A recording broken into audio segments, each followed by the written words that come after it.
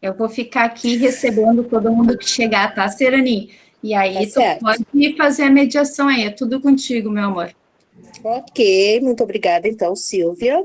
Vamos para a mediação. Boa tarde a todos. Boa tarde à nossa convidada especial, que também já está aí. E a gente vai começar os trabalhos com a Ju, tá? E a Ju, ela mesma vai apresentar o trabalho dela e vai se apresentar para vocês, dizendo a escola, tudo, porque a gente vai fazer uma mediação diferenciada. Cada um tem 10 minutos, tá? Para apresentar o seu trabalho, claro, não contando o tempo que a pessoa vai se apresentar, certo? Esse a gente vai descontar. Então, ela pode apresentar o seu trabalho em 10 minutos, nos Saberes em Diálogo, que é uma coisa da qual a rede se orgulha muito, que é onde os nossos professores mostram, né, fazem a mostra dos seus talentos, que é uma coisa muito especial para toda a nossa rede, né, que é onde a gente pode mostrar todos os trabalhos que a gente faz. Com muita alegria que a gente participa desses momentos. Então, vou chamar a Ju para começar, dar início, então, a abertura dos trabalhos, até para a gente não se atrasar demais, né? E terminar no tempo certo. Tá bom. Eu sou, boa tarde a todos, né? Eu acho que a maioria já me conhece, eu me chamo Juliane Gavião. Primeiro, quero agradecer os colegas da rede estarem aí presentes ainda nessa última mesa, né, ao longo do dia, aí nessa maratona, tá todo mundo aí. Sabina, bem-vinda, né, ao Brasil, bem-vinda à nossa rede, enfim, espero que aproveite bastante esse tempo conosco.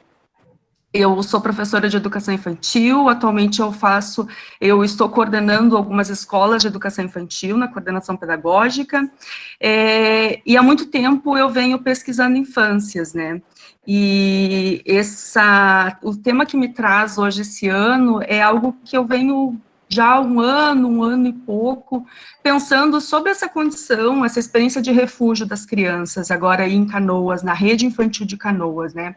Eu vou apresentar aqui agora, então, a minha tela para vocês, para compartilhar alguns slides, enfim, que eu preparei, já que é uma apresentação a jato, super rápida, eu falo bastante, e falo muito rápido também, mas falo bastante, então, tem o risco de eu extrapolar um pouquinho o tempo, vou fazer de tudo para não, tá?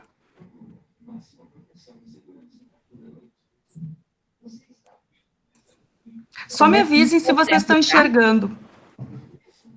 Sim, Ju. Obrigada.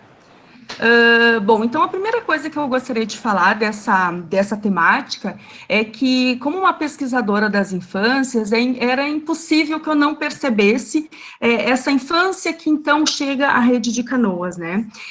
Eu começo a me atentar um pouco mais para essa infância lá quando eu vou participar, o ano passado, das inscrições para as matrículas de educação infantil e me deparo com várias famílias, enfim, refugiadas que vêm então para Canoas. E aí, escutando lá, a Anne foi uma colega que estava junto comigo, e a gente escutou junto várias histórias aí de superação, de chegada em Canoas, enfim, de abandonar uma vida inteira, às vezes, para chegar nessa cidade. E aí, a minha questão, e as crianças? Como que essas crianças, então, vão reelaborar esse processo, vão, enfim, se inserir num outro espaço-tempo, numa outra cultura, num outro lugar educacional? Como é que vai ser essas relações, né? Lembrando que a minha perspectiva, enquanto pesquisadora, é pesquisar sempre com a criança, né? Então, assim, a perspectiva da criança, privilegiar, fazer da criança uma colaboradora da investigação. E aí, o que acontece? Com todos os meus planos mirabolantes de investigação, acontece a pandemia. E aí, eu sou obrigada a rever uma trajetória investigativa que não estava ainda em processo, e ter que, sim, fazer vários rearranjos e tornar ela não o ideal, não o real, mas o possível. Né? O que foi possível, então, que eu fizesse nessa pandemia, enquanto pesquisa dessa temática que vem me desafiando e que vem me interessando? Então, de uma pesquisa de escuta infantil, uma de escutativa infantil, em que as crianças seriam colaboradoras da pesquisa, seriam autoras comigo dessa pesquisa, que eu iria não só como coordenadora, mas que eu visitaria essas escolas, dialogaria com essas crianças, a minha pesquisa vai para um outro lado, numa perspectiva que eu não trabalho há muito tempo, que é uma escuta docente. Eu tiro o foco dessa criança, tiro esse protagonismo dessa criança desse momento e acabo escutando, então, os educadores, né? Foi a alternativa que eu encontrei para que eu conseguisse, pelo menos, ter alguns dados desse momento da pandemia, já que foi, mesmo que a criança não fosse tão privilegiada quanto eu gostaria, tá? E aí, então, pensando nesse deslocamento, a minha pesquisa, eu acabo saindo dessa experiência de refúgio dito pelas próprias crianças e vou, então, ter um objetivo bem pontual, bem modesto, que é pensar o processo de manutenção de vínculos realizado junto às crianças e suas famílias durante o período de isolamento social, né? E aí, assim, como é que essas crianças estão se relacionando com essa nova cultura, esse novo espaço social, num contexto pandêmico? Nesse momento, como que esse período aqui tem impactado as suas vidas, né, o vínculo, então, que está sendo criado com seus pares, com as escolas, com seus educadores. Então, foram questões, assim, que elas não eram as minhas questões originais, mas que foram as que me ajudaram a pensar esse momento. E aí, como é que eu pensei esse trajeto, né? Eu fiz uma contextualização desse período, usando aí os estudos da criança, principalmente pegando bastante pesado nessa ideia de infâncias plurais, que essa infância refugiada é mais uma infância aí que se soma à nossa rede, trazendo essa ideia de diversidade, de interculturalidade que a gente tem nos estudos culturais, também conceito de experiência de La Rosa e a pedagogia do vírus, do Boaventura. Lá nos meus achados, então, aí se junta esse know-how teórico, autores como Derrida, que é um filósofo francês, ou Staccioli mesmo, italiano, para a gente falar de algumas questões que emergiram, sabe, do trabalho. Então, eu vou falar especificamente do conceito de hospitalidade, essa relação entre hospitalidade e hostilidade, que o Derrida nos traz, e esse acolhimento amplo, esse acolhimento que não é uma adaptação. É ao longo de todo o tempo, ao longo do ano, de todos os dias, cotidiano, é um acolhimento diário da vida cotidiana, que eu acho que é bem importante da gente investir, de acordo com os achados que eu fui me deparando aí aos poucos dados que eu reuni, né? E aí, como é que eu reuni esses dados? Bom, eu fiz uma entrevista com uma educadora de 2019, que tinha uma criança no berçário, uma criança refugiada, uma criança do Haiti, mas que nasceu no Chile, porque essa família veio para o Chile primeiro, para depois vir para o Brasil, para Canoas. E aí, para conversar, para escutar esses educadores neste ano, ao longo da pandemia, eu compartilhei um formulário eletrônico que tinha questões bem pontuais em relação a esse momento da pandemia, essa manutenção de vínculos, então, com essas crianças, né? E aí a gente teve um know-how aí de um montante de 40 escolas de educação infantil, eu tive retorno de 11 educadores. Então, só por esse recorte, vocês vão ver que os dados que eu estou trazendo aqui, não é que eles não possam, eles têm sim uma validade provisória, como qualquer pesquisa, mas é um recorte muito pequeno da rede. Eu não consegui, talvez, com esse formulário, chegar em todas as escolas para mim conseguir ter um número preciso de crianças. Então, 11 educadores que me deram retorno em relação a 15 crianças refugiadas hoje na rede. Lembrando que é uma rede que tem crianças de muitas nacionalidades, mas nem todas são refugiadas, né? Então, assim, eu estou falando aqui especificamente das refugiadas que vieram para o Brasil e que estão agora em Canoas. Aqui eu faço só um gráfico para trazer a representação das EMEIs, né? As EMEIs que participaram aí, as educadoras, enfim, de lotação com essas suas escolas e que colaboraram com a minha pesquisa. As turmas de referência, a gente vê que tem aí bastante crianças, mais crianças do berçário e do Jardim 2, né, seguido pelo maternal, enfim. E aí as idades das crianças, né, a gente vê aí, por exemplo, crianças de 4 e 5 anos, que são as que mais, talvez dentro desse recorte da minha pesquisa, são as crianças que mais eu tive agora retorno, né, em relação a essas idades, tá? E aí eu trago aqui para vocês só uma rápida pincelada sobre a minha conversa com essa entrevista com essa educadora de 2019. Essa educadora se chama Loin, ela é coordenadora pedagógica atualmente da rede infantil, e ela estava atuando numa turma de referência de berçário, o ano passado, e ela era, então, educadora dessa menina linda aí, que tinha, na época, 1 ano, e que hoje ela deve estar com uns 2 anos. O nomezinho dela é Esterci, eu acho que é assim que se pronuncia, tá? O que a Eloy me contou nessa entrevista? Que se sim, a questão da comunicação dificulta bastante esse processo desse acolhimento mais amplo, que há, sim, muitos choques culturais. Ela, inclusive, me narrou que, num dos eventos da escola, essa mãe deixou a criança no carrinho mais afastado, e que todo mundo estava receoso com essa criança afastada no carrinho, mas que a criança estava super tranquila, a mãe estava no outro lado super tranquila. E aí, conversando com ela, a gente chegou à conclusão que é um choque cultural, né? É uma cultura muito mais coletiva, né, do que talvez a nossa. Então, a gente precisa estar com os nossos, talvez, estão mais perto da gente, e essa cultura dessa família, enfim, não é da mesma forma, né? Ela está dentro de um grupo ali, ela se sente, talvez, nesse coletivo segura. E aí a gente estranhava, havia esses estranhamentos, né?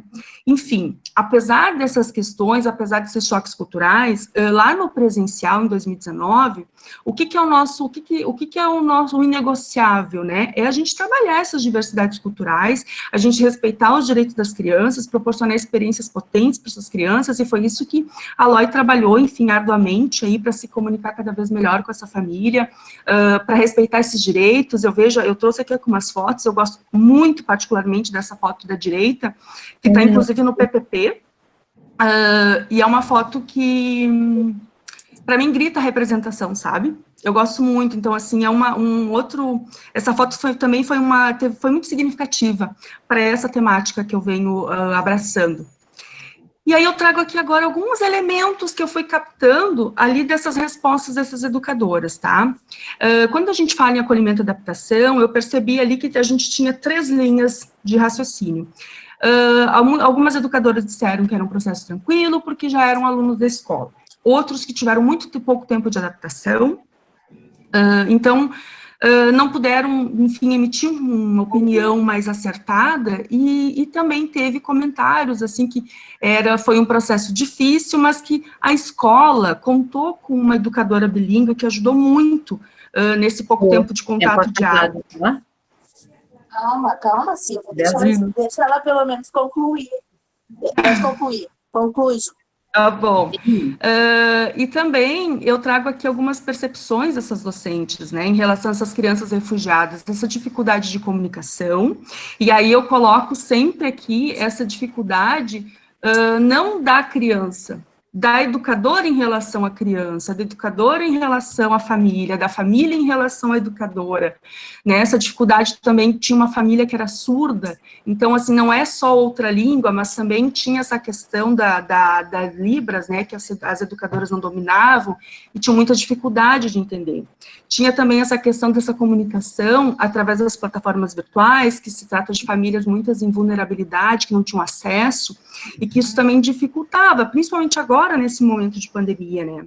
Outras questões que emergiram, foi a questão, elas perceberam, assim, um apego, uma importância muito grande à amamentação, por exemplo, no pouco tempo que elas tiveram de convivência com essas famílias, e também o quanto essa percepção de outra língua por parte das demais crianças é muito mais tranquilo para as crianças, então,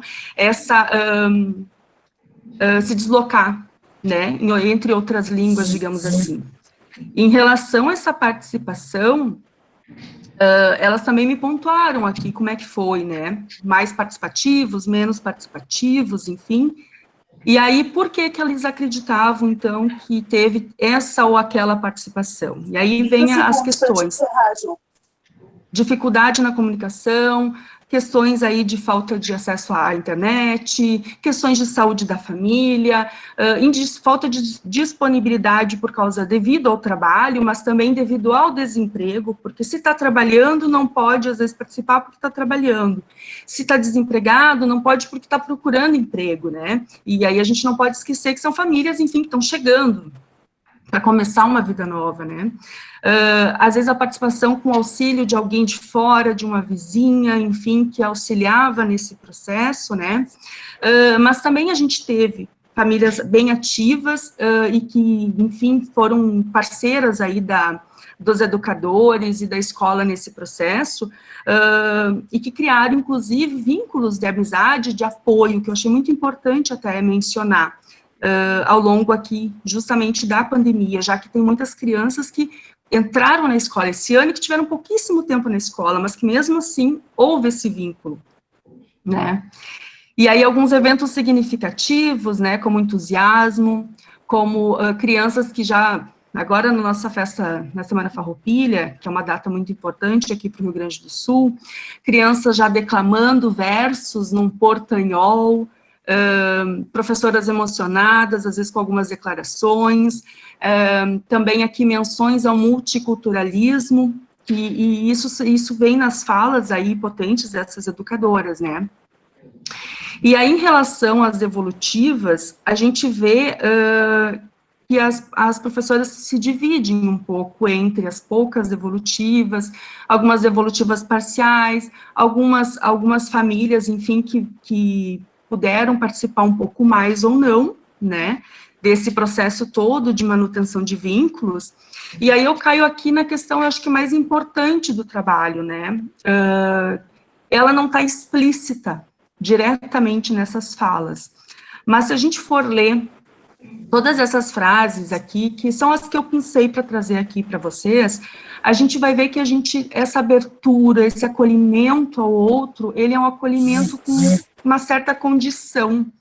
Parece que, por exemplo, assim, na escola, essa relação é boa, né, de forma remota não tanto. Então, assim, a família é muito querida, participa como pode. Temos pouco tempo para restabelecer um vínculo. Conheço todos, ajudo. Então, assim, ora a gente condiciona esse bom vínculo com as famílias a eles, na verdade, nos retornarem de acordo com todas as nossas orientações, né? Ora a gente entende esse bom vínculo, enfim, essa relação de contato, inclusive com esse auxílio a essa família em situação de vulnerabilidade. Então, é um vínculo, mas não é aquele vínculo de acolhimento realmente amplo, aquele vínculo que entende o outro, aquele vínculo empático, de entender a condição do outro. A gente ainda tem aqui, eu vejo educadores que já entenderam esse processo, sim, e que já estão construindo um relacionamento potente com essas famílias, mas está implícito aqui ainda essa abertura meio condicionado ainda esse outro, né, condicionado à tua resposta, condicionado a se tu fizer aquilo que eu estou pedindo em relação à criança. Parece que a gente não conseguiu ainda levar em consideração essas experiências, quem sabe até traumáticas que essas famílias carregam consigo, né, nessa condição de refúgio. É uma sensação que eu fiquei... Tem muito mais que 30 segundos, né, para te concluir, eu acho que agora já, mas muito bacana o teu trabalho, eu acho que depois fica o trabalho ali também para o pessoal ler, né? Eu já vou concluir. Então, assim, ó, conclui, porque daí a gente vai encerrar, porque na realidade já passou 8 minutos do teu trabalho. Tá bom. Então, aqui só para fechar, tá, as considerações, né? As crianças são menos impactadas por essas questões de linguagem, de outras linguagens, outras línguas, é muito mais um choque para os adultos, uma dificuldade para os adultos. E aí, essa possibilidade de ampliar os repertórios, não só das crianças, mas dos familiares, dos educadores, apostar em outras línguas, essa relação, esse cuidado que a gente vai ter que ter com essa relação com a família, para expandir essa ideia de algo apenas unilateral, né, mudar essa postura atitudinal, digamos assim, estabelecer e criar uma nova relação com a família. Por isso que eu trago lá o Derrida falando dessa relação de hospitalidade e hostilidade, né, enfim, ampliar essa escuta sensível dessa família, e esse entendimento de acolhimento, ver o acolhimento, o acolher, como um verbo ativo, tá? Então, na verdade, aqui é só um mero recorte de alguns dados aqui que eu já consegui reunir, mas a sequência do investimento, óbvio, que vai ser na perspectiva das crianças, tá bom? Tá Muito certo. obrigada. Tudo bem. Parabéns, Ju. E a gente sabe, né, que criança, né? Criança tá sempre aberta a tudo, na realidade. Depois que elas ficam adultas, é que elas ficam mais resistentes ao novo. Agora, então, né, que é a Laura Galho, que vai trazer para nós o trabalho. É a Laura Galho, Isadora e Suliene, é isso? Você tem o nome? É isso. Tá. A Suliene, que elas são da Escola João Paulo I, da Escola Carlos Drummond de Andrade e Rui Cirne Lima, né? É a educação do século XXI e as desigualdades sociais em contexto de pandemia, tá?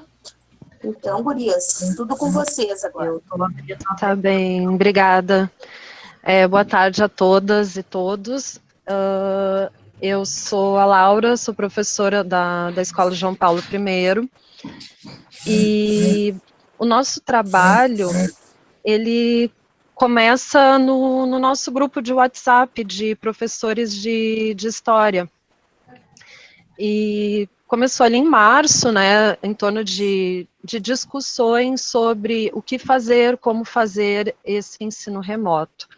E para minha satisfação imensa, embora eu não conhecia presencialmente a Isadora, a Suliene, essa pesquisa aconteceu não da maneira que a gente esperava, né, com incentivo do nosso colega Alisson, e a gente estava buscando respostas para esse novo fazer pedagógico, né?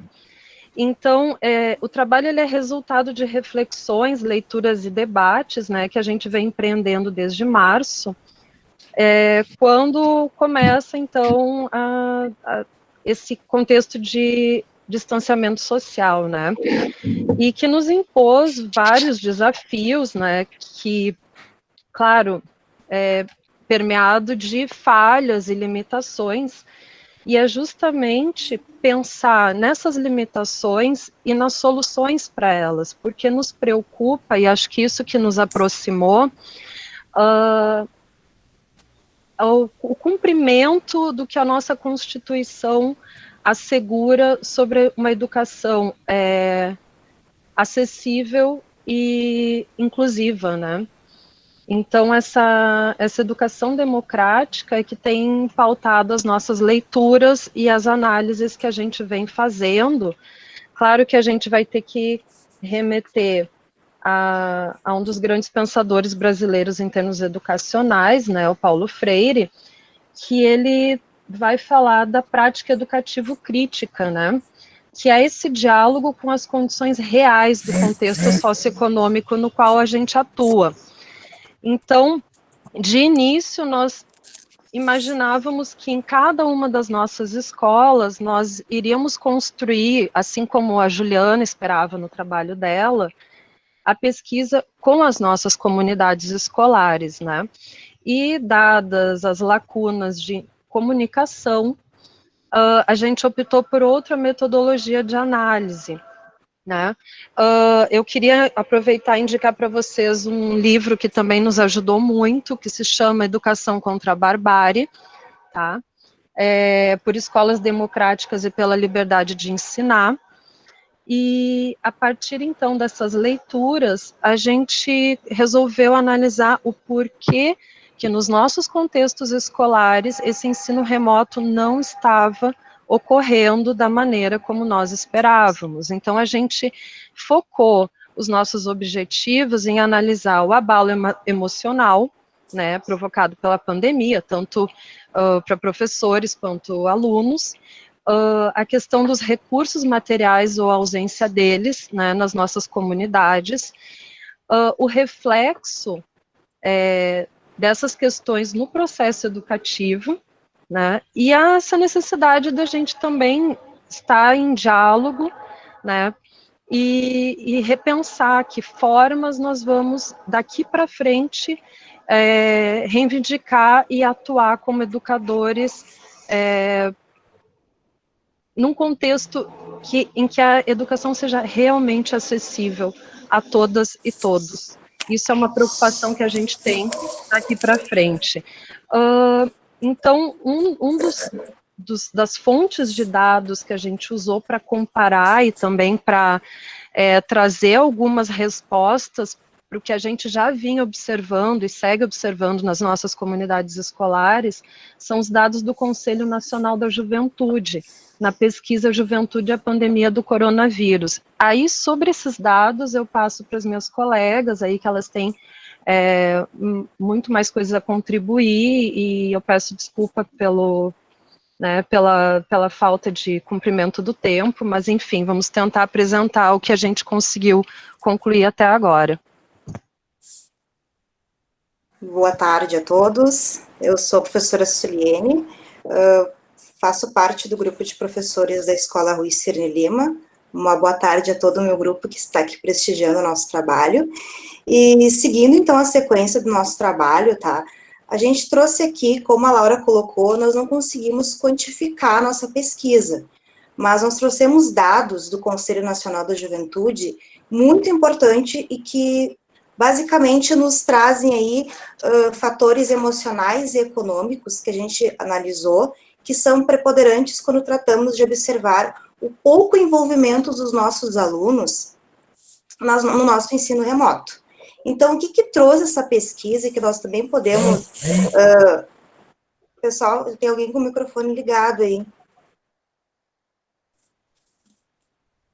Então, assim, embora não seja exatamente o recorte de idade dos nossos alunos, essa pesquisa, ela também nos traz bem o cenário que a gente observa nas nossas comunidades periféricas.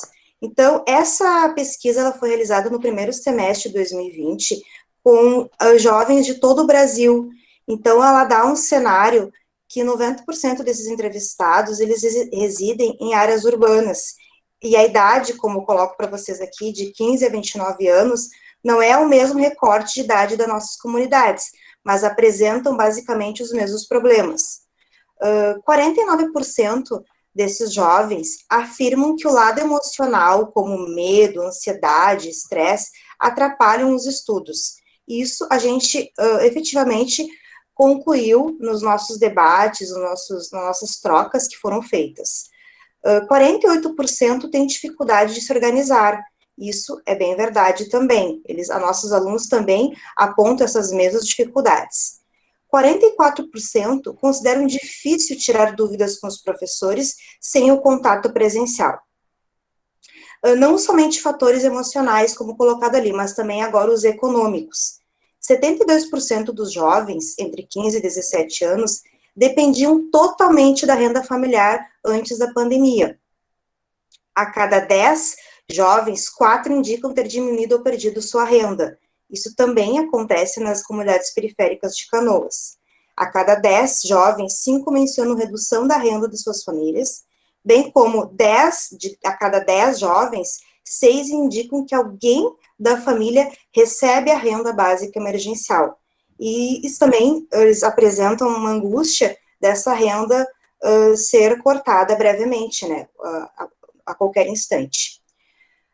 Ainda nessa pesquisa, 53% dos estudantes admitem que seus equipamentos não são adequados para estudar, e nós nos deparamos no nosso cotidiano com equipamentos defasados, eles não conseguem acessar o Zoom, não conseguem acessar o Meet, e nem o Classroom para poder fazer as atividades.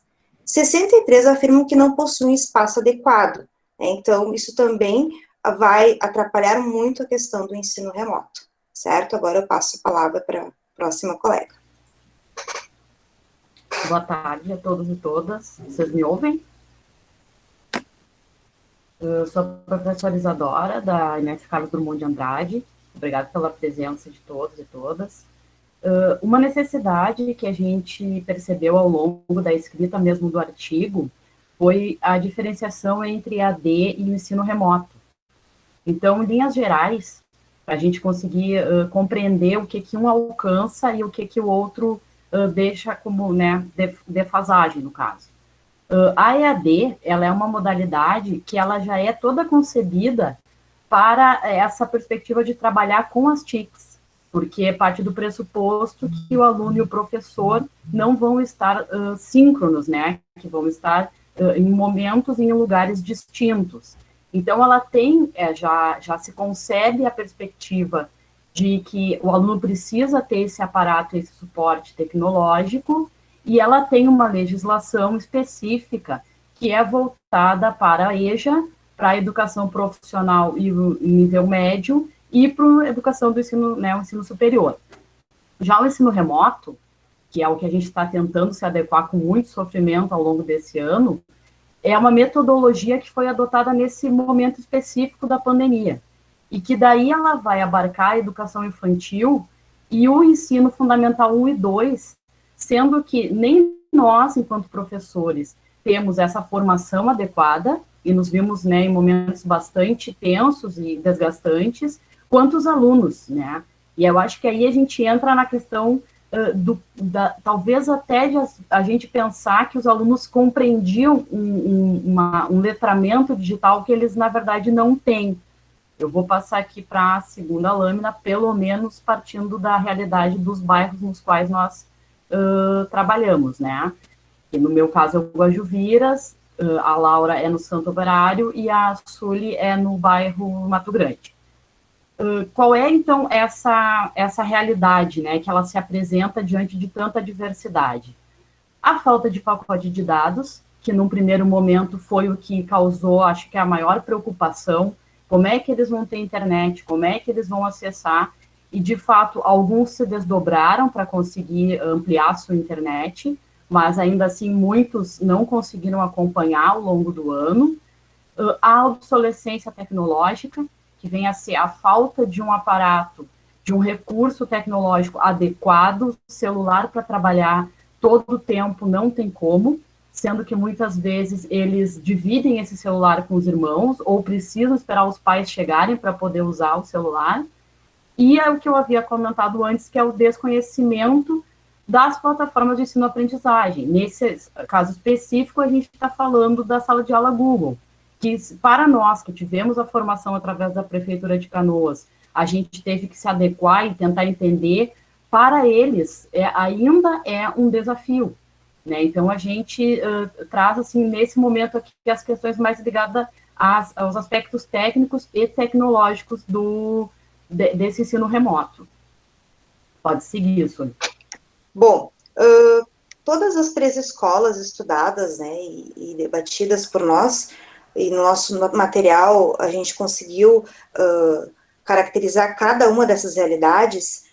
Nós adotamos, principalmente ali no Rui Cirne Lima, e as gurias também relatam no trabalho, foi a questão de disponibilizar o material no site da escola, né, inicialmente foi pelo Facebook, mas depois a gente conseguiu formalizar um site, né, e para que todos os estudantes tivessem acesso, bem como a entrega semanal do material físico, né, para aqueles alunos que não tiveram acesso à internet.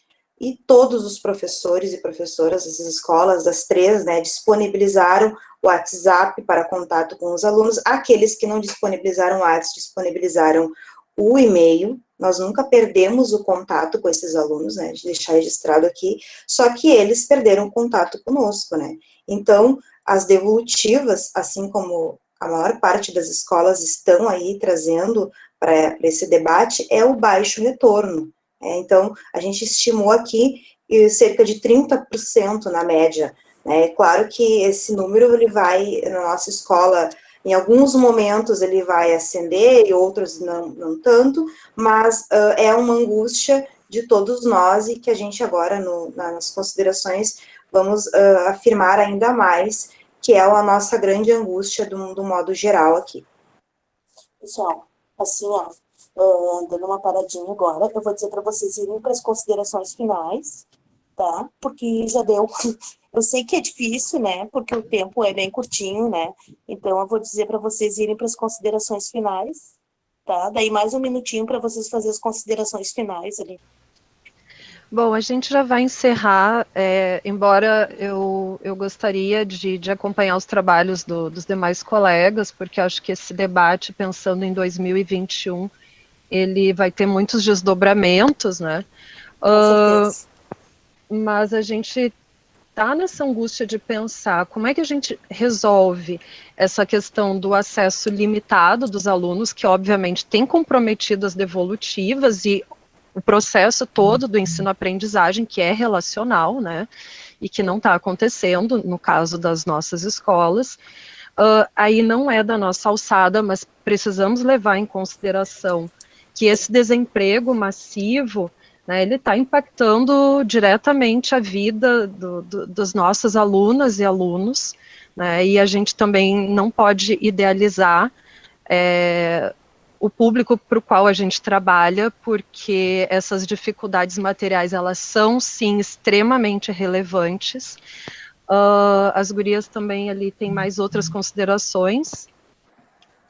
Para fazer a minha consideração aqui, né, eu quero deixar registrado que as condições mentais e materiais dos estudantes, bem como dos professores, durante a pandemia, tem que levar em consideração aqui, em especial a questão da desmotivação, relatado por muitos professores e alunos, depressão, desestímulo, própria insegurança, né, falta de recursos, enfim.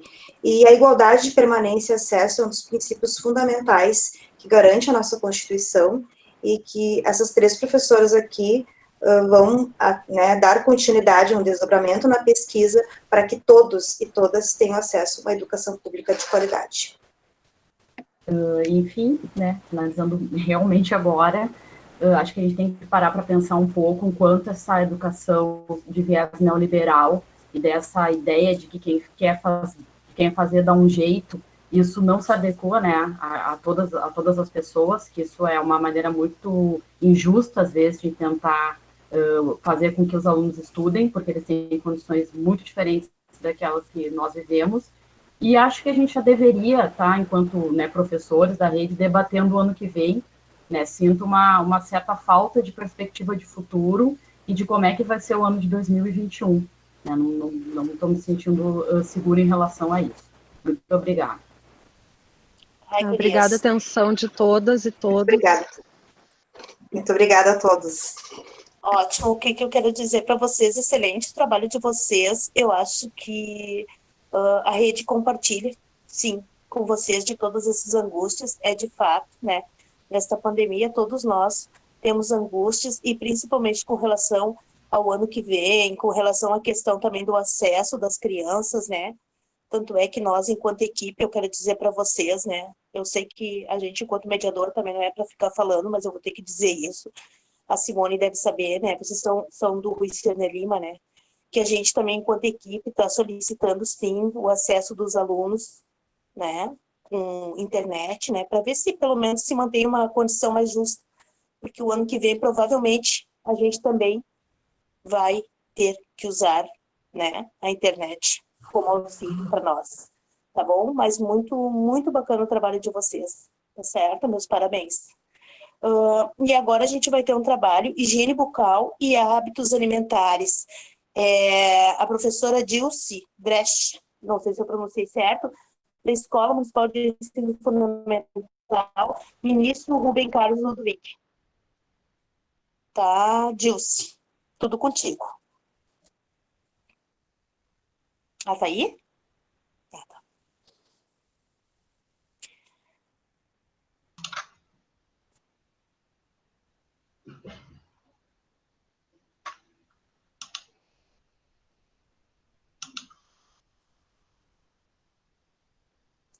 Vocês estão conseguindo me ver, se deu certo?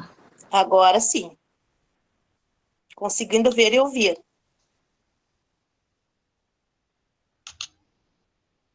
E a minha apresentação agora está aparecendo? Não estou vendo. Sim, está aparecendo. Tá. Então tá aparecendo. Então tá. Bom, eu vou apresentar para vocês um pouco do que eu venho trabalhando já há alguns anos com a área de educação. Eu trabalho basicamente com anos iniciais, primeiro ano, e sempre trabalhei também com educação infantil. E uma das minhas inquietações é a questão da higiene bucal e dos hábitos alimentares principalmente nessa primeira dentição, né? Então, eu trago para vocês algumas questões referentes ao bullying. Tá aparecendo a imagem aqui para vocês? Tá. Então, assim, que algumas crianças, né, elas têm, nessa primeira dentição, elas têm esse problema, né? E elas acabam sofrendo bullying na escola, alguns colegas acabam falando alguma bobagem, alguma coisa, e isso sempre ia me preocupando bastante. Também, aliado a isso, a gente sabe que esse problema na cárie, na primeira infância, na primeira dentição, ela é muito relacionada também à questão da alimentação. O excesso de salgadinho, de bolacha, de refrigerante, né? Então, muitas coisas que eles acabam fazendo uso e não dando valor a uma alimentação adequada, embora a rede ofereça uma refeição, um horário de lanche com uma refeição bem rica, mas muitas vezes eles não querem, né? Eu tive no ano anterior, que foi o meu projeto que eu desenvolvi, eu tive um menino que no dia do refeitório, ele chegou e pediu para a tia servir feijão para ele. A tia servia um prato com bastante feijão. Aí ele chegou na mesa, colocou um punhado de salgadinho em cima do feijão, e daí ele comia uma colherada de feijão com 2, 3 salgadinhos juntos, né? Então, isso foi uma coisa que me chamou bastante atenção. Então, eu queria desenvolver um projeto com eles, mas eu precisava que o projeto também fosse deles, que o projeto não fosse meu, né? E eu trago também um dado que, segundo o Ministério da Saúde, 2019, 1 a cada 3 crianças de 5 a 9 anos, elas que foram atendidas pelo SUS, elas estão obesas. Então, isso é uma das coisas que também preocupa muito, né? Aí, como o projeto era meu, eu precisava trazer alguma coisa para que o projeto partisse deles também. Eu trouxe essa história da Ana Terra, que é o dente ainda doía, que é um jacaré, que ele tem muita dor de dente, e aí os outros animais da floresta querem ajudar ele. Com essa história, com essa conversação que eu tive com eles, eles acabaram relatando, mas por que ele não vai no dentista? E o que aconteceu que ele ficou com essa dor de dente? O que será que ele comeu? Será que ele comeu bobagem? O que aconteceu? E aí, nesse momento, foi que o projeto começou a ser deles também, porque eles também começaram a se preocupar com essa questão e começaram a se identificar com aquela minha preocupação também, né? Então, a partir do lúdico, eu trouxe isso para eles, eu fiz com que eles tomassem conta desse assunto e que esse assunto fosse relevante para o cotidiano da vida deles, né? Aí eu trouxe algumas atividades, eu trouxe uma dentadura, que é uma dentadura mais de amostra, trouxe para eles. Eles começaram a se questionar, se olhar no espelho, olhar a dentadura, ver como é que era, quantos dentes tinham, quantos dentes não tinham, o que faltava para eles, o que completava. A gente começou a trabalhar sobre os alimentos que são saudáveis, que não são saudáveis. Aí vem toda uma questão assim de que, mas salgadinho não é saudável, mas eu vou deixar de comer salgadinho, eu também não queria trazer essa barreira para eles, né? Mas então a gente começou num acordo, através de muita conversa, eles começaram a entender de que eu posso comer salgadinho, mas eu também tenho que comer uma fruta, eu tenho que comer coisas mais saudáveis. E quando eu comer salgadinho, como é que eu vou cuidar do meu dente? Eu vou ter uma escovação maior, eu vou ter um cuidado maior naquele momento da minha escovação dos dentes, né? Então foi todo um trabalho que a gente foi construindo com a turma em volta disso, dessa questão de trazer o cuidado, trazer a higiene, trazer a alimentação, mas nada muito trazendo o proibido, nada de que seja proibido. A gente quis aliar que dava para conciliar o prazer de uma bolacha recheada, de um refrigerante, mas também comer uma coisa mais saudável, ter um cuidado maior. E a gente está vendo, esse trabalho eu desenvolvi no ano passado, mas esse ano é um ano que a gente está muito em alta a questão da higiene, né? A gente nunca pensou que tivesse que parar e trabalhar com todo mundo, vamos lavar a mão, vamos lavar a mão, vamos lavar a mão, que é uma questão mais de higiene. Então, eu acho que esse trabalho ficou muito associado a isso, né?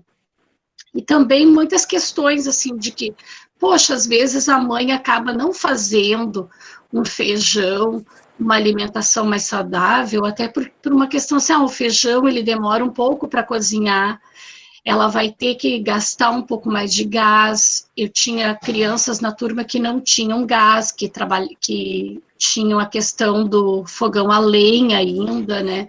Então, o feijão não era uma alimentação que, para mim, é uma coisa mais simples, mas que talvez para eles não era tanto.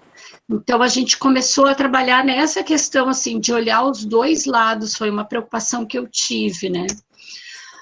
E num dia, como eu trabalhei muito, a minha trajetória toda ela é muito no lúdico, eu gosto muito de cantar, eu gosto muito de trazer histórias, eu gosto muito de apresentar para eles essa coisa assim do lúdico, da mágica.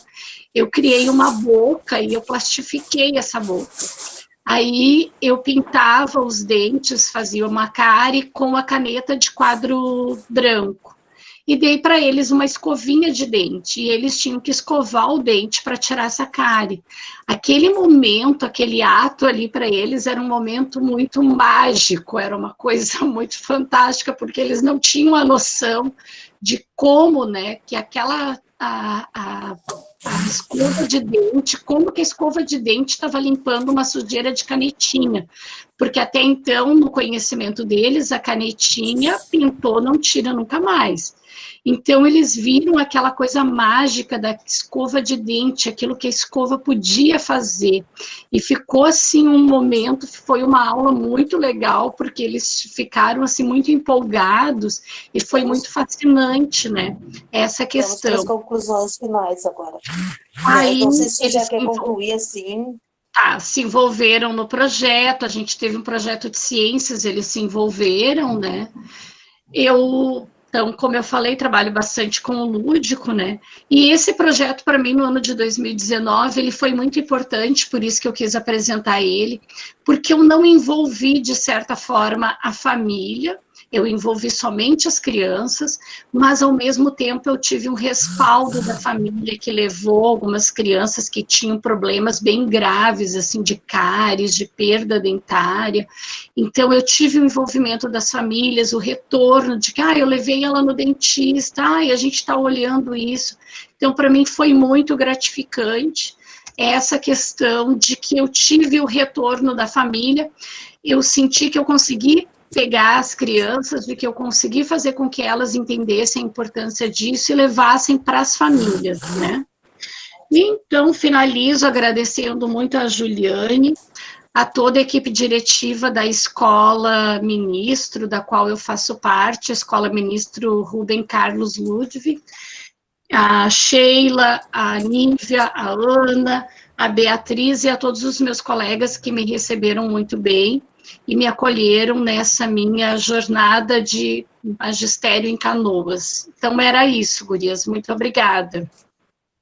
Meus parabéns, professora. Excelente trabalho. Como é bom, né? A gente ver, assim, de volta, né? Ter de volta um retorno positivo, né? Do trabalho que a gente faz. Foi bastante parabéns positivo. pelo trabalho. Obrigada. Agora a gente vai ouvir, né, o trabalho por uma escola antirracista em tempo integral, da escola também Ministro Rubem Carlos Ludwig. Gente, assim, eu sei que todos os assuntos são importantes, todos os assuntos são relevantes para nós da educação, mas eu vou pedir para vocês, assim, dar tentar, né, pelo menos ficar dentro do tempo, porque nós temos ainda, né, a nossa convidada também, né, que não é daqui, né, que é do Uruguai, então, para a gente conseguir, né, ouvir todos, um pouquinho de cada um, esses trabalhos depois vão ficar disponíveis, né, para todo o pessoal da rede, certo? Então, assim, vamos tentar ser um pouco mais breve, mais rapidinho, para a gente conseguir ouvir todos, tá? Então, vamos ouvir a colega Maria da Luz, a Patrícia Regina Rodrigues Guterres, é isso? Guterres. Não sei, não pronunciei certo. Me corrige aí. A palavra está com vocês. Olá, boa noite, colegas. Boa noite, pessoal. Meu nome é Maria, eu sou professora de português e da EJA, e eu vou apresentar o trabalho por uma escola antirracista em tempo integral com a Patrícia, minha colega, que é professora dos anos iniciais, e também da EJA na Escola Ministro Rubem Carlos Ludwig. Então, o objetivo desse trabalho é desenvolver uma praxis antirracista de maneira integral e contínua dentro da nossa escola. Primeiramente, nós vamos fazer um recorte sobre a sua localização.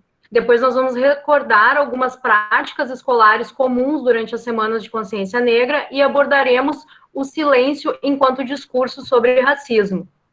Tá? Aqui, nesse slide, vocês podem ver que a cidade de Canoas é composta por 18 bairros, segundo a Lei Orgânica Municipal 4.736, de 2003, fornecida pela pesquisa da Unicinos, de 2016, na qual nós nos baseamos. A divisão administrativa imposta por o bairro de densidade demográfica noroeste. A gente está do quadrante, e aqui você quadrante do quadrante centro da população preta, 56% da população parda, 44% da população amarela e 55% da população indígena dentro do nosso bairro, né? Então, isso permite constatar que há uma tendência dessa região em concentrar uma maior proporção de indígenas, negros e pardos em relação aos brancos. Sim, e no nosso cotidiano, então, enquanto educadoras, a gente conduzindo, né, nos conduziu a pensar sobre uma escola que valorize a cultura afro-brasileira, observando que as escolas se limitam a abordar essa temática somente na Semana da Consciência Negra. E muitas vezes o trabalho, ele se trabalha de forma equivocada, com apropriações, né, da cultura e fantasias, sendo que o significado de fantasia representa acontecimentos ou coisas que não pertencem ao âmbito da realidade. Então, pode-se entender que usar peruca, né, cabelos crespos, vestir crianças com turbantes coloridos, bem como fantasiar com adereços indígenas, não deveria ser uma prática, né, pois isso faz, sim, parte de uma realidade, mas que é diariamente desprestigiada pela nossa sociedade, que não se vê como racista. Em muitas escolas acontecem oficinas de turbantes, bonecas de pano e várias outras, né? Se a atividade for feita com um propósito educativo, tratando como símbolo cultural e histórico, não há problema algum. O problema é que muitas vezes a questão é saber o que está sendo proporcionado, se visa a autoestima e o orgulho negro ou a ridicularização, que é o que acaba acontecendo. Pode continuar, Mariana. Então, também tem um movimento silencioso, né, de que nós não deveríamos tratar de consciência negra, mas de consciência humana. E pensar esse tipo de coisa, na nossa escola não existe racismo, não vemos cores, mas vemos pessoas, isso reforça uma postura discriminatória, pois desconsidera as diferenças culturais, bem como as diferenças físicas. Então, é necessária a formação constante de todos para que nós conheçamos, né, a contribuição negra na construção da cultura brasileira. Então, as semanas de consciência negra, né, elas acabam com essas questões, ficam resumidas, né, itens de culinária, de literatura, festejos de religiões de matriz africana. Isso tudo contribui com o racismo estrutural, que está presente na nossa sociedade como um todo. E também isso exclui determinadas etnias, priorizando um sistema em que um determinado grupo étnico se sobrepõe a outro, o que limita a pluralidade de oportunidades e valores sociais e culturais, bem como a diversidade. De maneira concreta, a escola não fala sobre a falta de professores e diretores negros, a ausência de negros na política, na ciência, nas elites religiosas e sobre a falta de negros bem-sucedidos em geral. Ao invés de tratar sobre a condição social dos negros, a escola os folcloriza. E também na única semana em que essa temática é trabalhada, há uma ausência de representatividade negra de fato. É preciso que a gente atravesse o muro da menina bonita do laço de fita e que a gente busque autores negros que fazem literatura infantil, por exemplo. Não é só a temática, né, que tem que se fazer presente, mas a representatividade de profissionais negros deve ser prestigiada. Os estudantes negros, eles precisam saber das possibilidades de futuro que eles têm, além das que a sociedade os ofereceu. E os demais estudantes precisam saber o privilégio que têm recebido ao longo dos tempos. Ao ser trabalhada a origem dos negros como escrava, aniquila-se a vontade dos estudantes de se identificarem negros. Sim, e nesse ponto, então, da apresentação, quero ler para vocês o que está escrito na Lei 10.639, de janeiro de 2003, que diz, né, especificamente que nos estabelecimentos de ensino fundamental e médio, oficiais e particulares, torna-se obrigatório o ensino sobre a história e cultura afro-brasileira, sendo que o conteúdo programático a que se refere esse caput desse artigo incluirá o estudo da história da África e dos africanos, a luta dos negros no Brasil, a cultura negra brasileira e o negro na formação da sociedade nacional, resgatando a contribuição do povo negro nas áreas social, econômica, política e pertinente à história do Brasil. E também os conteúdos referentes à história e cultura afro-brasileira serão ministrados no âmbito de todo o currículo escolar, e em especial nas áreas de educação artística, literatura e história brasileira. E aqui eu convido a todos a fazer uma reflexão. Será que nós, no nosso dia a dia, na nossa sala de aula, a gente tem trabalhado essas temáticas? Ou apenas na Semana da Consciência Negra? Pode continuar, Maria. Então, de forma isolada, nós já atuávamos com uma postura antirracista dentro das nossas salas de aula. Até que chegamos a 2020, né, e com ele veio a pandemia mundial, que nos afastou das escolas e fez com que repensássemos a nossa didática. Foi na EJA que começamos a conversar sobre as demandas e carências que observávamos no dia a dia da escola. Uma delas vem da insuficiência de representatividade negra na nossa escola, não só pela síndrome do negro único, mas também pela questão de serem trabalhados temas e autores somente uma vez ao ano. E a título de esclarecimento, a síndrome do negro único é o termo utilizado quando se tem somente uma pessoa negra fazendo o papel da representatividade nos espaços, como se essa pessoa falasse pelos demais e isso bastasse. E a pergunta que nos estimulou a buscar as mudanças foi como que é possível motivar os estudantes se não temos exemplos evidentes, né, nas nossas práticas educativas. E assim surge a ideia da construção de uma escola antirracista. Inicialmente, então, visamos a autoestima dos estudantes pelas novas salas de aula, né, os nossos sites. Assim, fizemos uma mudança de identidade visual nos ambientes de trabalho. Optamos também por textos de autores negros, muitas vezes o conteúdo é de denúncia, mas privilegiamos o estudo da cultura afro-brasileira e da representatividade negra. Então, aqui nós começamos a repensar as imagens de pessoas utilizadas nos nossos sites. Nós nos questionamos se os nossos estudantes conseguiam se ver ali, né? Além de colocarmos imagens de estudantes negros, nós acrescentamos pequenas frases explicando sobre racismo e orgulho negro.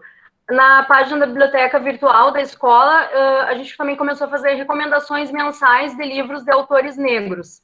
Da mesma forma, a Patrícia fez o site dela, e aqui nós fizemos no site da EJA em todos os módulos. Aqui é uma atividade que eu fiz com a EJA, que eu tinha que trabalhar, eu queria trabalhar com crônica, então eu peguei uma crônica da autora Cidinha da Silva, que é uma crônica em forma de carta, que ela escreveu para Carolina Maria de Jesus, que também é uma autora negra, né? Então, eu usei a interpretação desse gênero textual para incluir duas autoras negras e a temática de denúncia contra o racismo.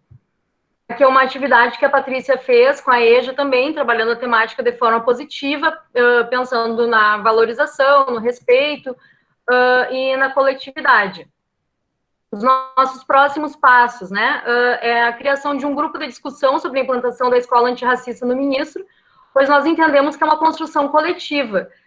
Nós vemos que é urgente uma mudança de postura em que se quebra essa hegemonia de culturas brancas europeias para que todos os estudantes tenham a possibilidade de se reconhecer e conhecer muitas vezes, né, conhecer muitas vezes os muitos mundos, povos e culturas diversas que existem. São necessárias reflexões sobre os lugares de privilégio e as divisões sociais existentes no Brasil. Exato. E no decorrer do nosso estudo, a gente percebeu a importância de trazer também a Lei 11.645, que foi um acréscimo, né, a 10.639, onde, então, passamos a buscar uma escola que trabalhe também a educação étnico-racial a partir dos povos originários do Brasil. E que esses povos, né, e retirar esse estereótipo que tem colocado aí em cima desses povos. O imaginário colonial, ele prevalece dentro das salas e isso precisa ser rompido. Mesmo que exista esse aparato legal, que a gente até mesmo trouxe, a escola se depara com dificuldade e despreparo de uma maneira geral para efetivar essa proposta. Não há uma orientação pedagógica sobre a questão racial no país, seja nos cursos de formação profissional ou nas formações continuadas, né, que os municípios oferecem, possuem caráter efêmero e não asseguram uma abordagem contínua e transversal, que é o que necessita. Gente, a profissão, agora eu vou pedir para vocês, né, concluírem. Eu sei que, e esse é um assunto, assim, ó, relevante e muito, muito dinâmico, né, também, assim, até em questão, porque a lei já faz um grande tempo que ela tá aí, né, ela tá aí posta para nós e ela não é, muitas vezes, cumprida, né, e nem respeitada, e fica tudo por isso mesmo, né. Eu achei grandioso a questão do trabalho de vocês, né, então eu quero pedir para vocês agora fazer as conclusões finais, porque já extrapolamos o tempo, mas bem bacana o trabalho, tá? Ok. A nossa profissão envolve, então, o estudo permanente e o compromisso como agente de mudanças sociais, e por isso que propomos a criação desse grupo. Esperamos que o estudo desses textos teóricos, né, e o compartilhamento de experiências de cada um traga novas práticas, né, tanto individuais como coletivas nas escolas. Gurias, olha só, vou dar mais um pitaco aí, tá? Outra coisa, sabe, como a lei tá aí, como vocês estão criando esse grupo, eu acho bem interessante, assim, ó, isso, umas pontes para trocar, exatamente, porque as escolas, nós temos os horários de formações, né, dentro das próprias escolas.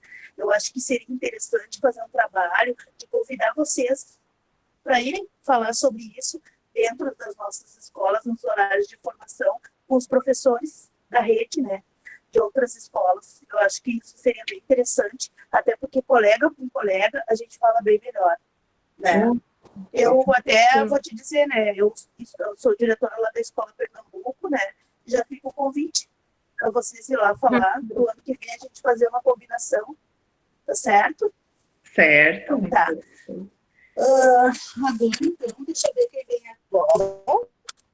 Eu sou meio atrapalhada, né? Além de deixar as pessoas passarem do tempo, né? Mas tudo bem. O que importa é que os trabalhos são muito bacanas. Então, agora eu vou chamar da Escola Rio Grande do Sul a Giovana da Gama e a Michele Beltrão, que elas vão falar sobre a busca do autoconhecimento mediante reflexões de arte e ciências em tempos de pandemia do Covid-19. Tá bom, gurias? Tudo com vocês.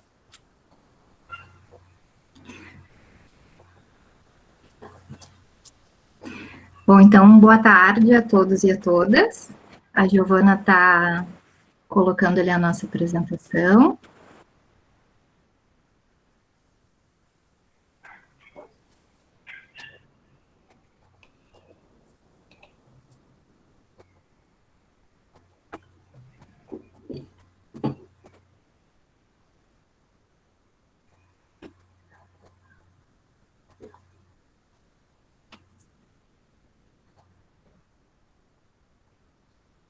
Teu áudio, Gi, será que está aberto? Abriu.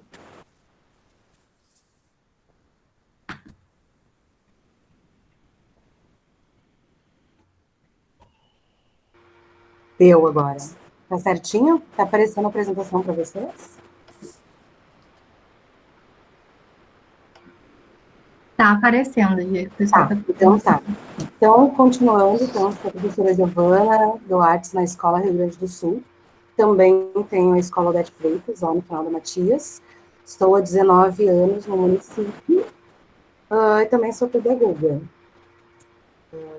Como ela falou, nosso trabalho, então, é a busca do autoconhecimento mediante reflexões de artes e ciências em tempos de pandemia do Covid-19. A Michele já se apresentou.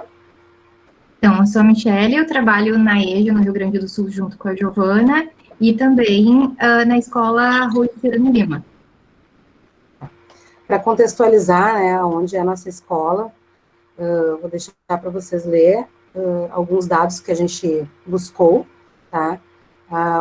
Ela se situa, então, no Mato Grande, no quadrante sudoeste. Vocês vão lendo aí, eu vou comentando que, apesar de ser próximo do centro, né, é uma escola também de periferia, com as suas dificuldades. Ela está em expansão, como vários outros bairros, né, com a questão de construção de condomínios, mas ainda tem problemas de saneamento básico, problemas de precariedade, né. Aí a gente buscou algumas imagens do entorno, né, essa rua é bem próxima, e são ruas onde a gente sabia que os nossos alunos moram, né, então a gente buscou especificamente mostrar isso, tá, ainda tem problemas de saneamento, e então vem em contraponto das dificuldades, né, que a gente sabia que ia acabar enfrentando quando começou essas aulas remotas, né, o distanciamento, a necessidade de parar com as aulas do jeito que eram. Então, mediante isso que nos mobilizou, buscar em duas disciplinas, né, que apesar de serem distintas, né, de áreas de conhecimentos diferentes, tentar se complementar, né, porque as ciências, então, busca razão, reflexão sobre os acontecimentos, enquanto a arte, né, busca a questão de expressar os sentimentos através de diferentes manifestações, né. Então, mediante todo o contexto que a gente iniciou ali, a gente não imaginava, então, que estaríamos onde estamos hoje, né. A gente resolveu pensar em unificar, né, fazer algo interdisciplinar e trazer essa questão do conhecimento, né, o autoconhecimento, com essas reflexões, né, para saber o que eles estavam sentindo, para buscar meio que encurtar a distância, né. Sabíamos que iam enfrentar alguma dificuldade, mas ali no início, quando a gente pensou, a gente não pensou que íamos estar hoje já fechando quase um ano, né. Acho que todas as angústias que a gente ouviu hoje nos trabalhos, acho que permeia todos os professores, famílias e alunos. Nossa problematização em cima das nossas aulas, então, era como as atividades remotas interdisciplinares de arte e ciências contribuem na promoção da saúde física e mental dos alunos da EJA durante o período de quarentena causado pelo Covid-19. Nós não pensamos, no primeiro momento, em que tipo de habilidades e tudo que nós íamos trabalhar, então a gente pensou na questão das competências, né? E buscando isso para as nossas aulas, a gente dialogou com alguns autores, né? Que Paulo Freire, Enguita, Morin, né? O Paulo Freire, então, vem trazer para a gente toda aquela questão do social, da transformação da sociedade pela educação, né? Vai trazer também a questão do olhar sobre a educação de jovens e adultos, sobre o diferente, sobre o que está mais oprimido, né? O Enguita, por sua vez, a gente buscou nos livros, né, no texto, a questão das incertezas, né, da necessidade de mudanças, né, na forma, né, da educação. O Enguita traz as transformações da sociedade, né, e por isso a escola ter que ser um sistema flexível e aberto, né. Não tem como a gente se portar mais em algo fechado, e eu acho que a prova disso foi essa pandemia, o que aconteceu conosco. Michele vai falar um pouquinho do Morin. Bom, então, outro autor que a gente trouxe aqui para dialogar conosco, então, foi o Edgar Morin, né, que ele que ele fala muito sobre os 7 saberes para a educação do futuro. Então, como a gente já está visando, né, essa educação do futuro, uma das coisas que ele fala muito é essa questão interdisciplinar, o conhecimento e a visão do todo, né? Então, a gente trouxe isso muito à tona, assim, dentro da nossa prática pedagógica, porque a gente viu o aluno também como um todo. E a gente tentou olhar para esse aluno como um todo, ressaltando as competências socioemocionais, visto que a gente não tinha como, neste momento de pandemia, com distanciamento social, e como bem o grupo da Sully mostrou, muitos alunos não têm acesso à internet. Então, uma forma que a gente achou de ajudar os alunos nesse momento, ao invés de trabalhar conteúdos, habilidades específicas das nossas disciplinas, foi trabalhar essas competências gerais, então, socioemocionais. Pode passar, né? Bom, e aí qual foi o caminho que nós percorremos, né? Então, a gente pensou em todas essas problemáticas que vocês estão vendo ali, porque era ano de colocar em prática, né, a BNCC, o RCC, veio a pandemia, o medo, mudança social, econômica, e como é que a gente ia dar conta de tudo isso, né, com diversas angústias, né, e modificações, transformações. Então, tendo esse olhar empático, né, com o nosso trabalho interdisciplinar, então a gente resolveu olhar também para o nosso aluno com esse olhar empático, né, visando de novo aí as atividades, competências socioemocionais. Pode passar.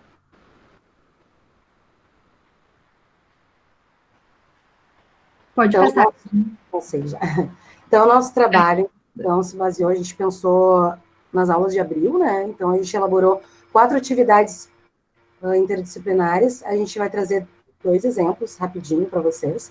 A gente fez uma aula sobre a teoria do caos, que eu acho que foi bem pertinente, né, questão de apresentar alguns vídeos, um resumo do que se tratava para explicar, e pedimos, então, nesse trabalho, era um trabalho que era triplo, né, a gente fez algumas reflexões, mas a gente fez também a questão da ação com eles, né, do colocar no papel, se expressar, né, com materiais. Ali vocês podem ver uma imagem, a primeira, então, proposta desse dia, era eles utilizarem alguns materiais para expressar o que estava sendo esse caos, né, individual, que estava acontecendo com eles, e a segunda imagem aí, ali tem a mão de toda a família, né, a ideia era, os que moram em casa juntos tinham que produzir algo, tá, a nível de arte, digamos assim, para demonstrar o seu caos, né. Então, foi uma maneira também da gente estar trabalhando essas competências e estar unificando, né, aproximando a família, que às vezes a gente tem tanta dificuldade, né, no nosso comum, e eles conseguiram participar, né, com seus anseios. E a Michelle vai trazer a questão das reflexões, que a gente também problematizou. Bom, então, a gente colocou, né, a questão, são várias questões problematizadoras, né, com e se acontecesse tal situação, né, então o que o Mohan também traz bastante, que é trazer para a nossa prática esses questionamentos, essas interrogações, que tem, e aí pegando Freire de novo, né, que tem reflexos e impactos sociais, né, então, e que isso aconteceu lá em abril, e a gente viu que muitos desses questionamentos ainda se fazem muito pertinentes, né, inclusive sobre o SUS, que a gente tem uma série de questões políticas, sociais e econômicas que envolvem esse tipo de reflexão. Pode passar. Então, outra atividade que nós fizemos também foi a atividade O Som e a Música, né, uma vez que a gente sabe que, com dados da Organização Mundial da Saúde, que de 10% a 20% dos jovens e jovens adultos, né, tem problemas com depressão e ansiedade, e na nossa escola a gente sabe de muitos casos, inclusive de tentativa de suicídio, a gente teve na nossa escola, então a gente pensou nessa atividade para tentar amenizar pelo menos um pouquinho dessa situação, né, uma forma que a gente encontrou de ajudar. Então, aqui tem alguns relatos, né, dessa atividade, onde eles tiveram que escutar uma música tranquila e ouvir o som do próprio corpo, né, o que trabalha aqui o autoconhecimento, a autonomia, enfim, diversas, essas questões, né, emocionais. E como a arte, né, tem a ver com a linguagem, né, então eles tiveram que concretizar na forma escrita esses sentimentos e sensações tão abstratas. Então, também eles desenvolveram a parte escrita mesmo à distância, né? Então, aqui são alguns relatos, né, que eu trouxe, assim, que eu achei bem, que a gente trouxe e a gente achou bem interessante. Então, para finalizar, pode passar, acho que vocês conseguiram ver para não adentrar muito tempo. Então, as nossas considerações finais, né, foi que nós somos professoras que a gente conseguiu se desvencilhar dessas grades curriculares, né, como nós somos professoras que pertencemos a áreas de conhecimentos diferentes, mesmo assim, na pandemia, a gente achou necessário, né, nós nos unirmos em prol do desenvolvimento do aluno, não só em conteúdos, mas olhando para o aluno como um todo. E isso a gente acredita que se faz pertinente não só nesse período de pandemia, mas que ele permaneça pós-pandemia, porque a gente percebe que a educação ela precisa aprender, desaprender e reaprender.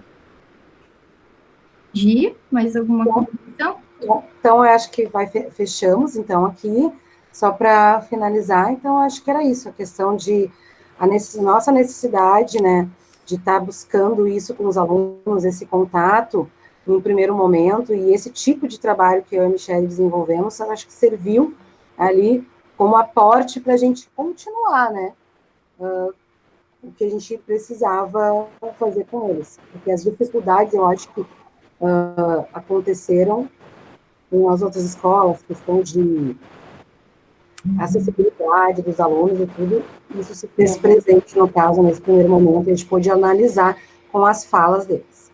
Então, a gente agradece a todas. Tá? Muito obrigada.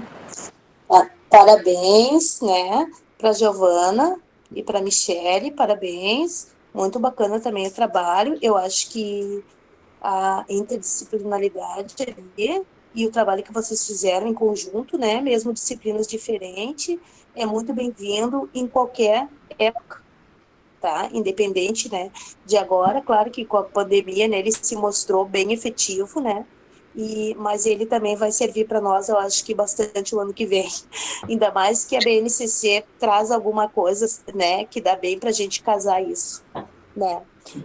Muito bacana, gurias, parabéns. Ficamos no tempo. Agora a gente vai, então, para o trabalho da nossa convidada, né? Que ela é do Uruguai, espero que eu pronuncie certo aqui, que ela é de Montevidéu, do Instituto de Professores Artigas, tá? A Sabina Ximene. Eu vou me arriscar aqui no espanhol, né?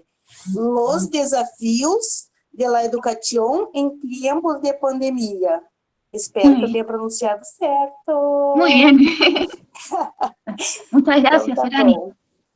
Bueno, un gusto de estar presente acá y de aprender de todas las experiencias en este contexto tan particular. Bueno, la idea del trabajo es más que nada compartir una experiencia, ¿no? Que también trabajamos de forma interdisciplinaria, ¿no? Pues el trabajo en conjunto es lo que nos define como profesores. En este caso es en secundaria, de primero a tercero de liceo, y una experiencia similar en formación docente. Cuando comenzó, por lo menos acá en Uruguay, la pandemia, cuando nos dijeron, bueno, hay que trabajar a distancia, como que dicen, nos dijeron de un viernes a un lunes, ¿no? Y nos encontramos todos los profesores que, bueno, algunos teníamos ya experiencia en trabajo a distancia, pero que por lo general era para o enviar actividades o para acompañar el proceso de enseñanza-aprendizaje, pero no estaba pensado, y mismo los programas no estaban diseñados como para el trabajo totalmente a distancia, ¿no? A nivel de la virtualidad. Entonces nos encontramos con que primera pregunta fue, bueno, ¿cómo pasamos nuestros programas, nuestras actividades a lo virtual, y específicamente, como por ejemplo en un tema especial en ciclo básico, con estudiantes que van desde 12 a 15 años, es cómo continuamos con el proceso de lectura y escritura? Porque una cosa es trabajar en el aula, interactuar, ir banco por banco, sentarte con los estudiantes para ver cómo están produciendo textos. Por ejemplo, yo soy profesora de Historia y Geografía, y para mí es fundamental la producción escrita, ¿no? No solo para producir, sino para resignificar los contenidos, ¿no? Y trabajar distintos aspectos de la alfabetización. Entonces, ese fue un primer disparador, ¿no? ¿Cómo continuamos con ese proceso? Entonces lo que hicimos fue, ya tenemos una experiencia del año pasado, era de trabajar temas en uno de los liceos, por ejemplo, de forma interdisciplinaria, y ya habíamos participado en un concurso de cuentos, y el tema era la vida en el Paleolítico, ¿no? Entonces cada profesor, bueno, unos trabajaban el ámbito espacial, bueno, la flora y la fauna, distintos aspectos, y el resultado fue que los chilenos se motivaron porque además cada uno trabajaba una temática específica, bueno, cómo vivían las personas en el Paleolítico, cuál era su forma de vida. Eso fue muy importante porque además ellos se motivaron muchísimo porque le dábamos rienda suelta también a su imaginación, ¿no? Entonces dijimos, bueno, en este aspecto que no conocemos cómo están viviendo en su contexto, ¿no? Qué aspectos emocionales, ¿no? También el tema de la incertidumbre, ¿no? De semana a semana, que no sabíamos cuándo íbamos a estar trabajando de forma a distancia, propusimos justamente continuar con ese trabajo interdisciplinario, teniendo en cuenta algunos temas específicos, ¿no? Por ejemplo, el trabajo del Paleolítico, biología, o sea, si coincidíamos en las temáticas, ¿no? Porque justamente en el ciclo básico está diseñado por disciplinas, ¿no? Historia, geografía, matemática. Y a veces coincidíamos y a veces no. Y cuando no coincidíamos, porque nos pusimos de acuerdo en finalizar una unidad, ya sea trabajada a nivel de la plataforma o ya sea trabajada a través de Zoom, que ellos también siguieran trabajando con artículos. Y nosotros dijimos artículos de divulgación científica, ¿no? Que también estaba la actividad, era que buscaran materiales en internet, no sé si me entienden, ¿me escuchan? Sí. Buscaran materiales en internet, que también estaba la problemática de, bueno, qué tipo de, o sea, cómo seleccionaban los materiales, si tenían disposición de libros o no, o sea, de manera cercana.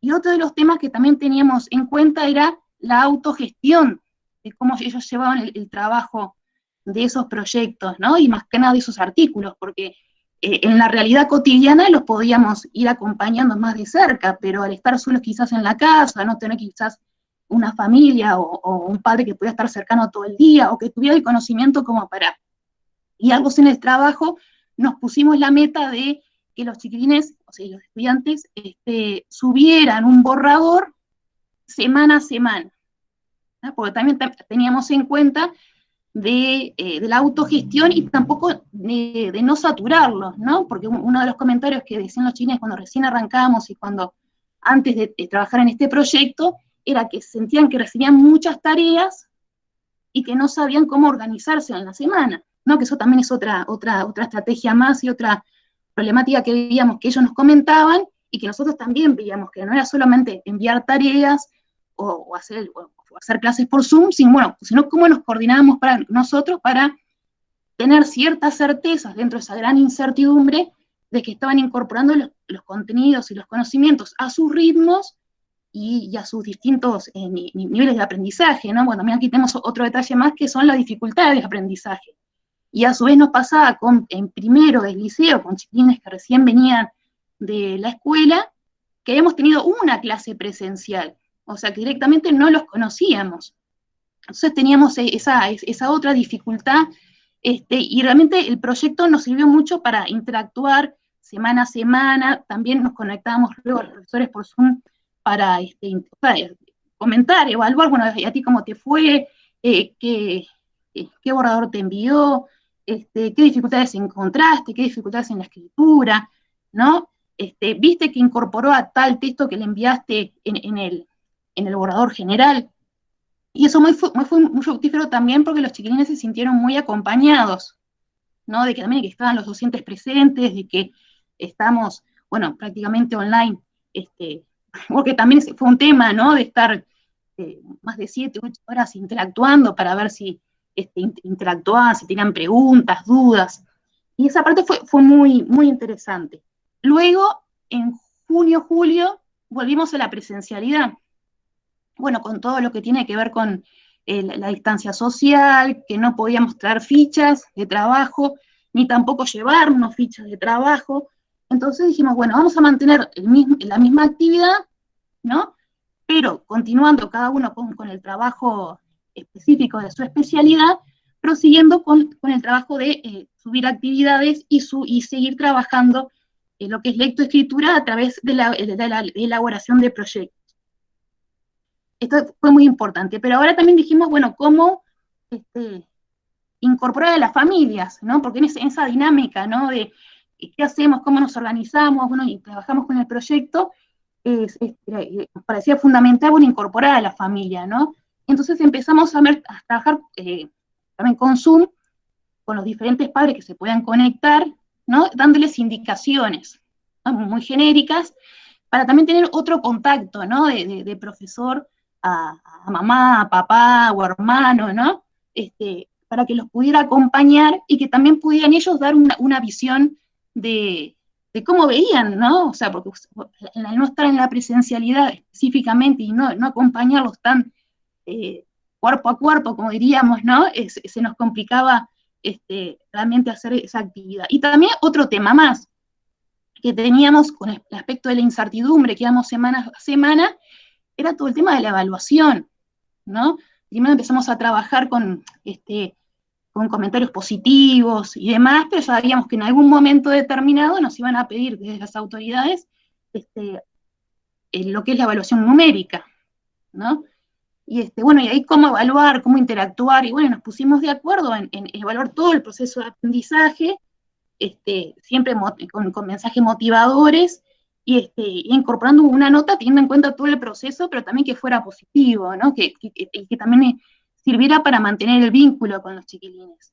Y también previendo eso de las evaluaciones, como también nos iban a pedir una evaluación específica, ¿no? Porque trabajamos de forma interactiva entre proyectos, pero luego hay una realidad, tenemos una libreta, cada profesor tiene que ponerle una nota específica. Entonces decimos que los trabajos finales, continuar con ese proyecto de trabajo, de escribir artículos, ¿no?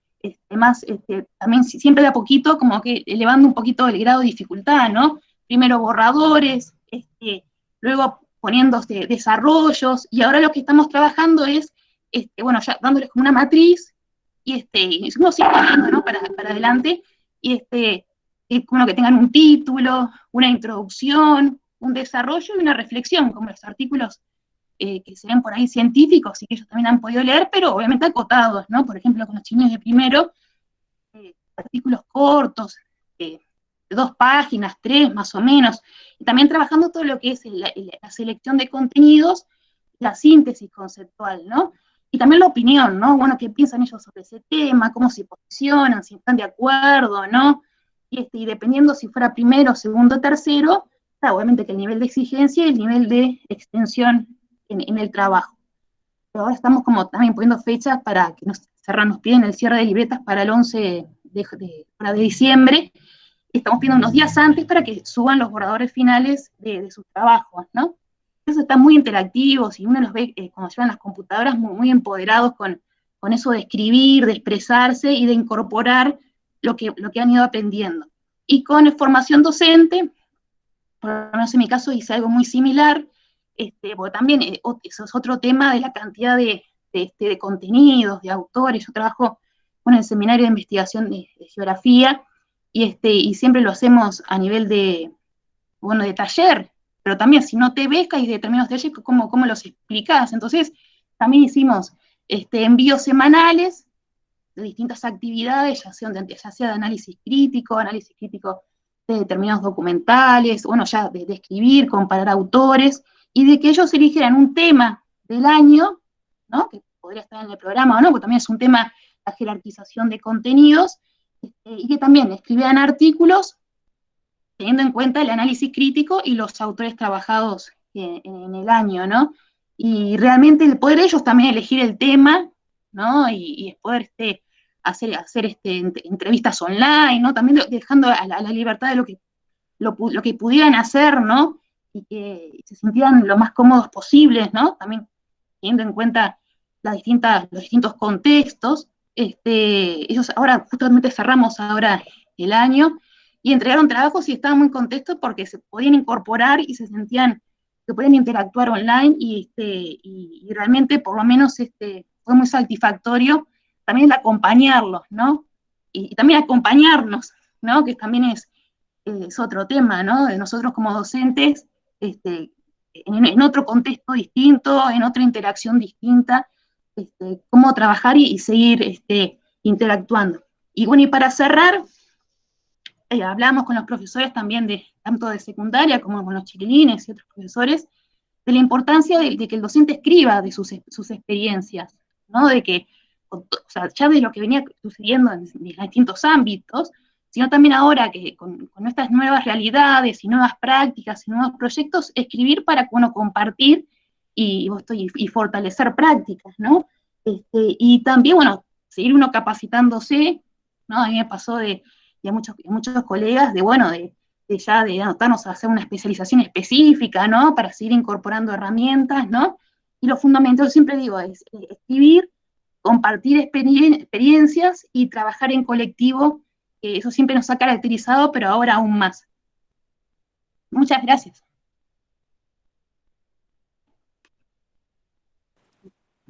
Muitas graças, Ana. Nós que te agradecemos ali também. Muito lindo o teu trabalho, muito belo. É assim que se diz? Dizer para ti que todos nós, né, educadores, assim como tu, né, tivemos que nos reinventar nessa pandemia, né? No Uruguai não foi diferente do Brasil, né?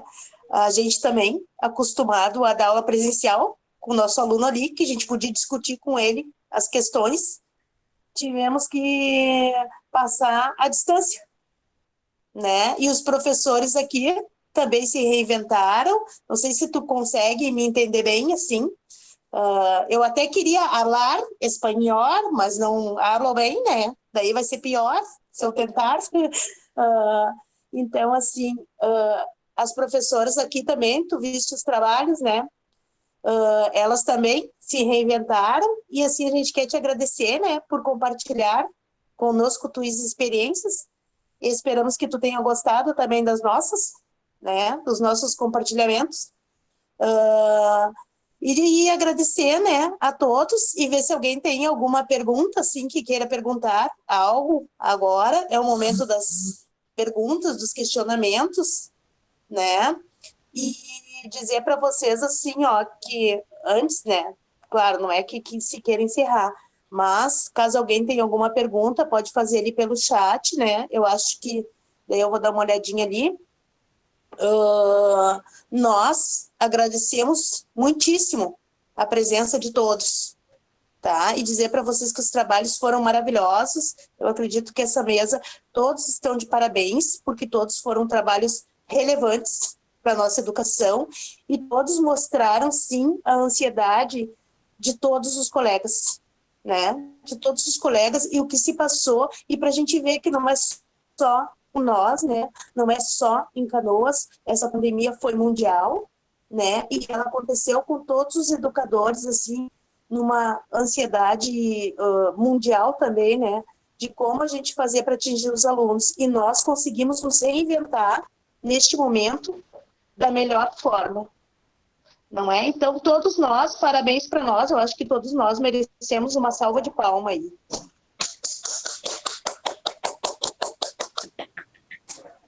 E palmas para o pessoal dos saberes, que eu acho que esse é uma grande, assim, ó, um grande momento de Canoas, né? Uma grande luz, né? Das gurias, da Ju Aquino, né? Da Rejane, das outras Ju, né? Fala, Silvia. Olha, a minha companheira apareceu, gente. Vocês conhecem? A Silvia, nem minha companheira tinha sumido, agora voltou. Fale, Silvia. Eu queria agradecer a todo mundo. Eu queria dizer que hoje foi uma maratona. Nós começamos ontem, na verdade, né? Mas hoje de manhã, acho que ninguém que é da comissão dormiu direito essa noite, porque nós esperávamos muito esse momento. Tem muitas pessoas aqui que eu não conheço pessoalmente, né? Mas que a gente fica encantado pelo trabalho, e esses saberes, ele foi para além da nossa rede. É lindo ver vocês falarem e a gente poder, quando a prof fala, eu sou do João Paulo, a gente materializa o João Paulo. Eu sou do Drummond, eu sou do Cirne, eu sou do Ministro, né? Eu sou do Rio Grande do Sul. Então, assim, as contribuições de vocês, elas fortalecem e fazem com que a gente não desista. Eu quero dizer para vocês que para nós está difícil, mas para vocês eu tenho certeza que está mais difícil ainda porque vocês estão lá na ponta, né?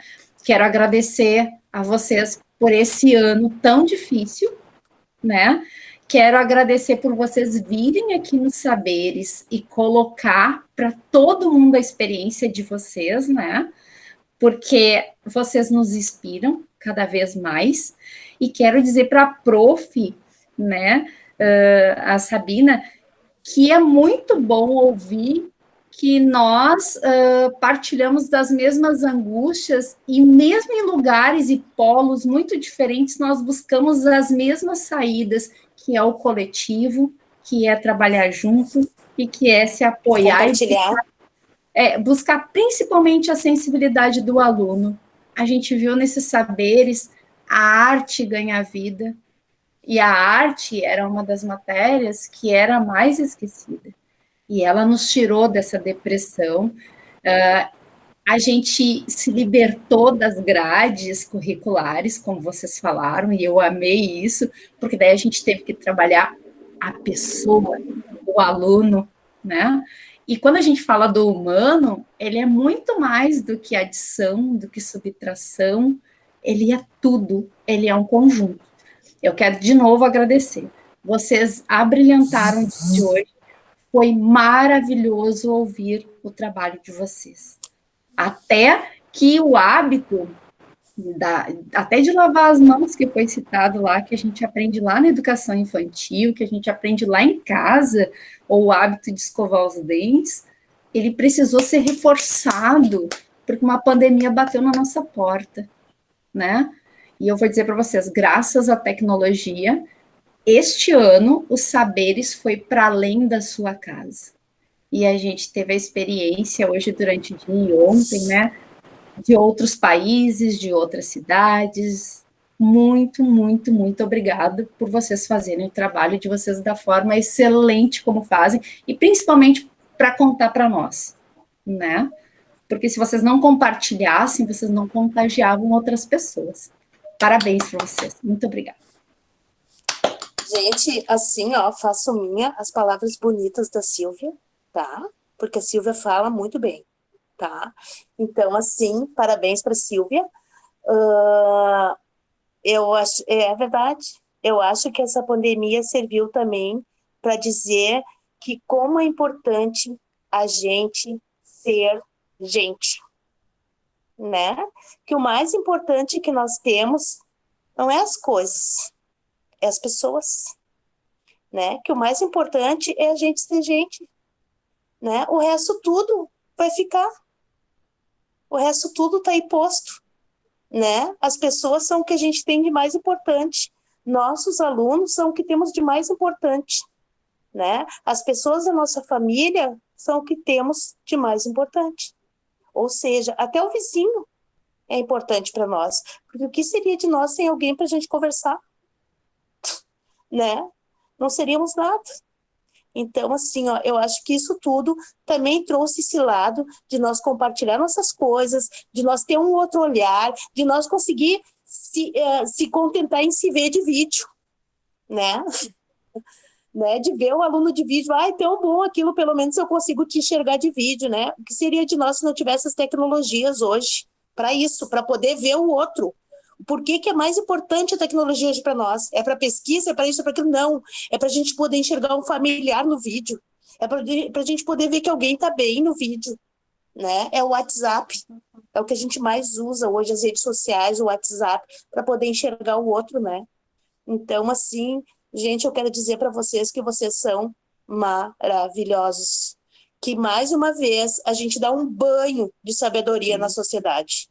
mais uma vez, são os professores que estão lá na linha de frente, que dão um banho de sabedoria na sociedade, que dizem assim, não, a gente não abandona, a gente não deixa ninguém sozinho, a gente batalha pela educação, a gente vai à luta quando precisa, a gente se espedaça e se refaz, né? E a gente se multiplica no colega da gente, seja ele do Uruguai, dos Estados Unidos, do Brasil, de onde for. Nós temos as mesmas ansiedades e nós conseguimos compartilhar, porque nós somos seres que compartilham o conhecimento, a vida, tudo, né? E quero pedir desculpas para vocês pelo meu início ali, que foi meio tumultuado, sabe? É que eu sou uma pessoa que realmente eu corro demais às vezes. Mas o importante, mais importante de tudo, tudo dá certo. E eu tenho um grande carinho pelas pessoas. O mais importante de tudo na vida para mim são as pessoas. Parabéns para todos vocês, certo? Grandes pessoas estão aqui na minha frente hoje. Parabéns aos saberes, né? Que é uma grande conquista de todo o pessoal da Educação de Canoas. Parabéns à Secretaria Municipal pela criação desse projeto também. Tá certo, gurias? Beijão no coração de cada um. Tá? Eu acho que era isso, né? Eu acho que a gente encerra com chave de ouro a mesa, a nossa mesa, que começou, né? Não com tanta chave de ouro por minha culpa, mas que tudo deu certo. Se alguém quiser falar mais alguma coisa também, sinta-se à vontade. Pode abrir o seu microfone e falar alguma coisa se quiser. Tá? Vou liberar para vocês.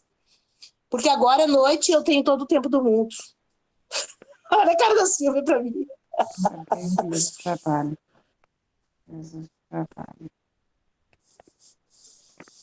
Tava só buscando o link que pediram ali, ó. Ah, tá. Era isso, gente? Vamos nos despedir? Querem falar mais alguma coisa? Alguém quer falar? Ah, não esqueçam de confirmar a presença. Tá? A Silvia botou o link lá no site.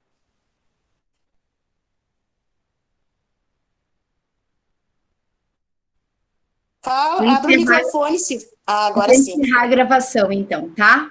Um abraço para todos vocês. Muito obrigada por tudo. E amanhã tem mais saberes. Amanhã é a rodada final. Tchau, até amanhã à noite. Tchau, pessoal. Tchau, gente. Beijo no coração de cada um. Fiquem com Deus. Tchau.